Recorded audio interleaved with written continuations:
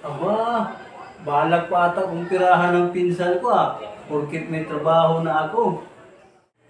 Hello pinsan, baka pwedeng magkatuloy sa'yo dyan sa Maynila. Balag ko kasi dyan maghanap ng trabaho. Hirap kasi kami dito sa probinsya maliit lang yung pasahod.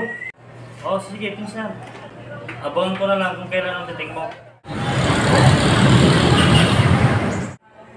Pinsan, maraming salamat Pinatuloy mo dito sa inupahan ng bahay. Hayaan mo pinsan, bukas na bukas, maghanap din ako ng trabaho. Oo naman, pinsan. Wala na kayo magtutulan. Hindi tayo mag-anak lang Pasensya mo lang inupang kong bahay. Maliit lang. Pinsan, pasensya ka na.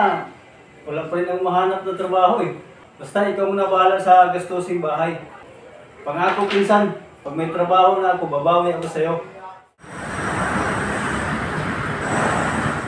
Pinsan, may good news ako sa'yo. Natanggap na rin ako sa trabaho. Ay, salamat naman. Kakatulong ka na rin sa akin, pinsan.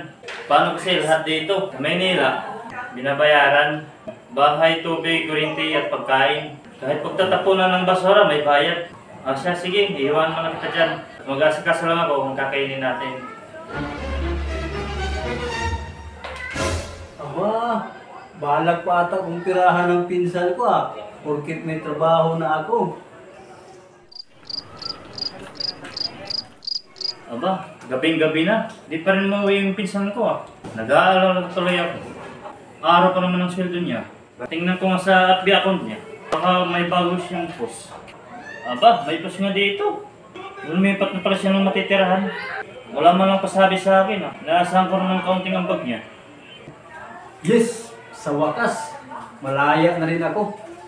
Di katulad sa bahay ng pinsan ko. Para akong robot doon na kontrolado niya.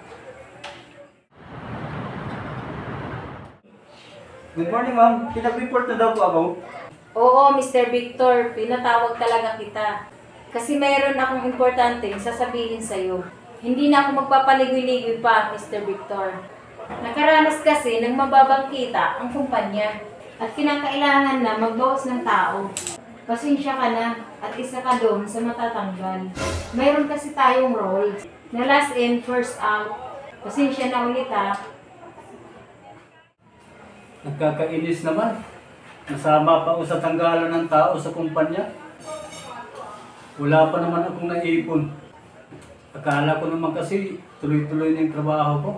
Naku, mapapaalis ako sa inuupahan kong kwarto nito. Ay tama. Subukan ko na lang makitira ulit sa pinsan ko.